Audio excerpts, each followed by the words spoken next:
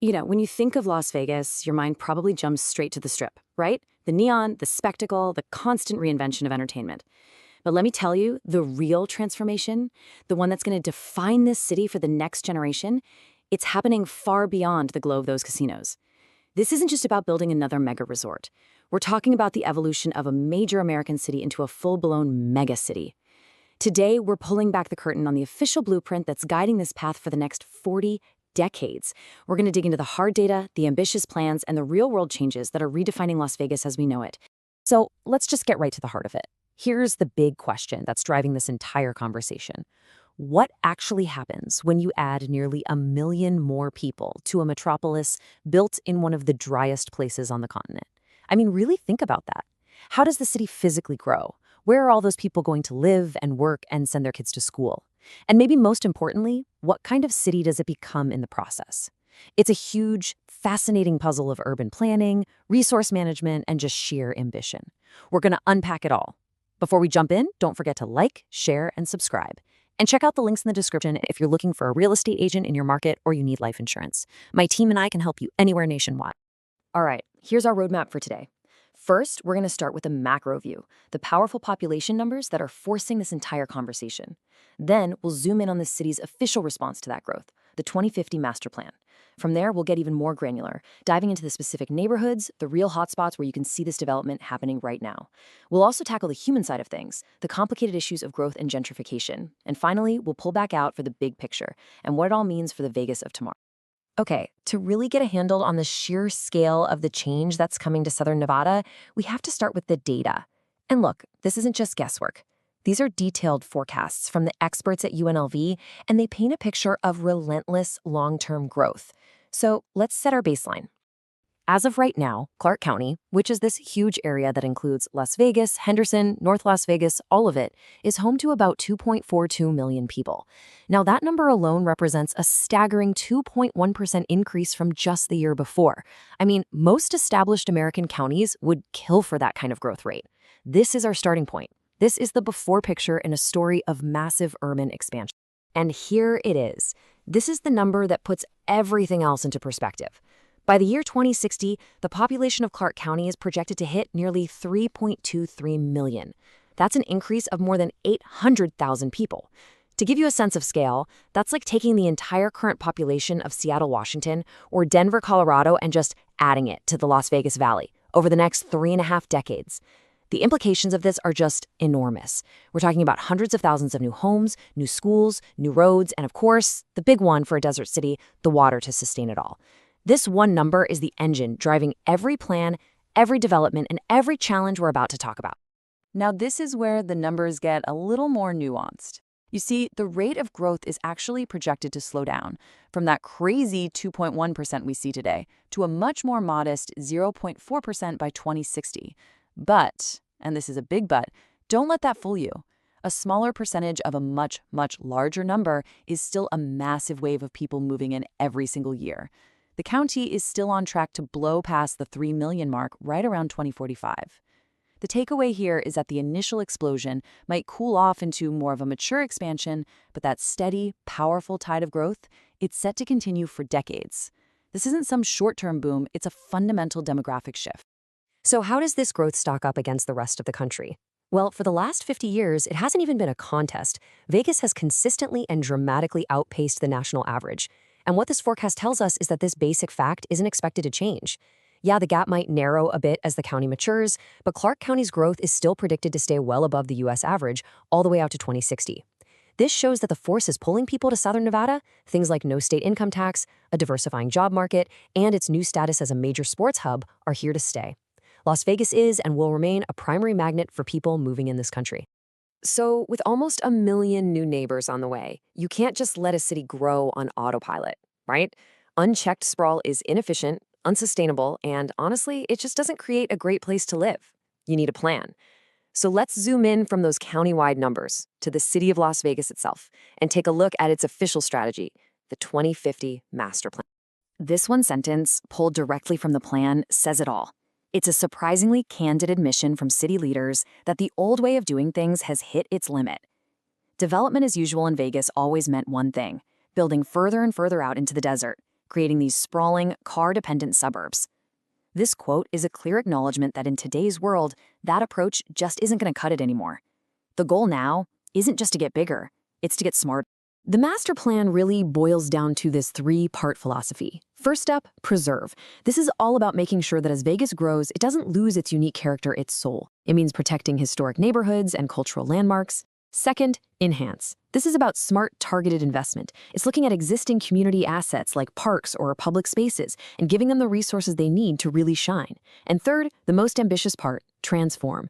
This is about taking underutilized land, think about old, tired strip malls or vacant lots, and completely redeveloping them into dense, walkable, mixed-use communities where people can actually live, work, and shop all in one place.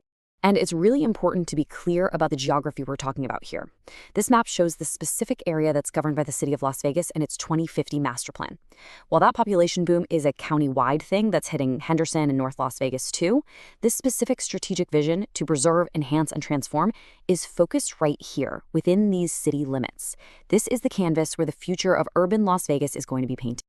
Okay, so we've seen the giant numbers, and we've looked at the city's grand strategy. But where's all this growth actually happening right now? I mean, what does it look and feel like on the ground, neighborhood by neighborhood? Let's zoom all the way in to the micro view and check out the specific communities that are the real hotspots of this transformation.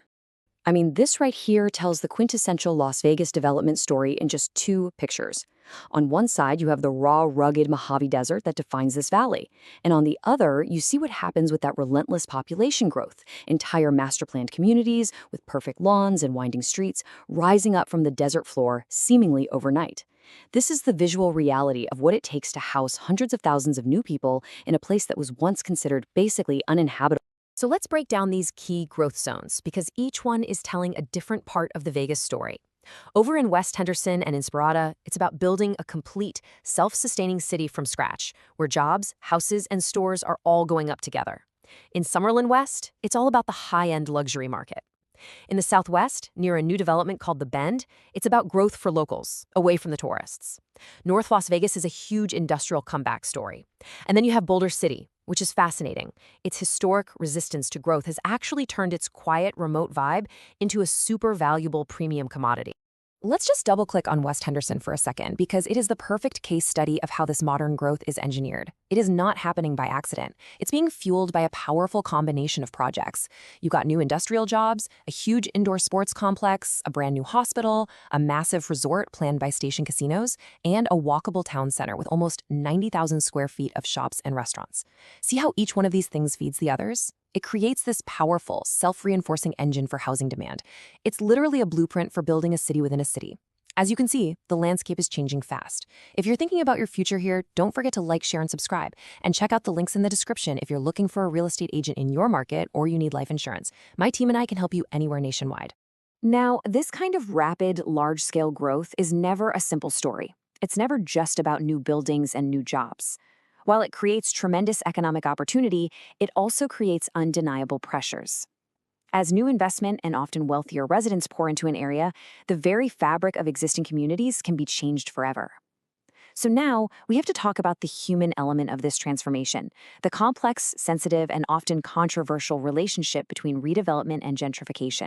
It's really critical that we understand the difference between these two terms. Redevelopment is usually an intentional process, often led by the city.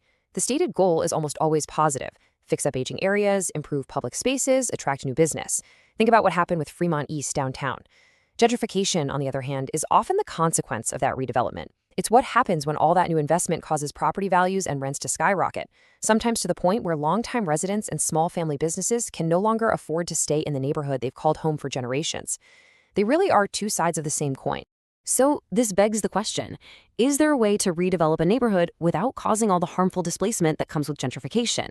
Well, a fascinating and really hopeful case study is unfolding right now in Las Vegas's historic West Side. It's a strategy known as the 100 Plan, and the absolute key phrase here is community-led. This was not a plan dreamed up by outside developers and imposed on the neighborhood. It was created by the community for the community. The goal isn't to erase the past, but to, as they say, invest in what can be while paying homage to the past. The whole idea behind this plan is about finding balance. Yes, it's trying to attract badly needed investment for new housing and local businesses, but it's designed to do that in a way that preserves and celebrates the deep, vital history of the historic West Side, which was the cultural and commercial heart of Las Vegas's Black community for decades. It's about building on the neighborhood's existing strengths, not just tearing them down and replacing them. This community-first model really offers a powerful and maybe more equitable vision for how revitalization can actually work. All right, we have covered a ton of ground. We've gone from the 30,000-foot view of demographic charts all the way down to a single neighborhood's grassroots plan. So let's zoom back out now, pull all these different threads together, and really summarize the big picture for the future of Las Vegas. If you only take away 4 things from this entire explainer, let it be these. First, the scale of the coming growth is just immense, and it's going to be sustained for decades. Second, there is a conscious, strategic plan in place, the 2050 Master Plan, that is actively trying to grow smarter, not just bigger. Third, this growth isn't happening everywhere at once. It's concentrated in these various specific hotspots, each with its own engine. And finally, navigating this future is going to be tough. It's going to require this constant, delicate balancing act between economic progress and social equity for everyone. And that leaves us with this final, crucial question. It's really the ultimate test for any growing city. As Las Vegas adds hundreds of thousands of new homes, businesses, and people, how does it make sure that the city doesn't just get bigger, but that it actually gets better, more resilient, more equitable, and more livable for every single person who calls it home? It's a huge question and one we'll be watching for years to come. Before you go, don't forget to like, share, and subscribe. And check out the links in the description if you're looking for a real estate agent in your market or you need life insurance. My team and I can help you anywhere nationwide.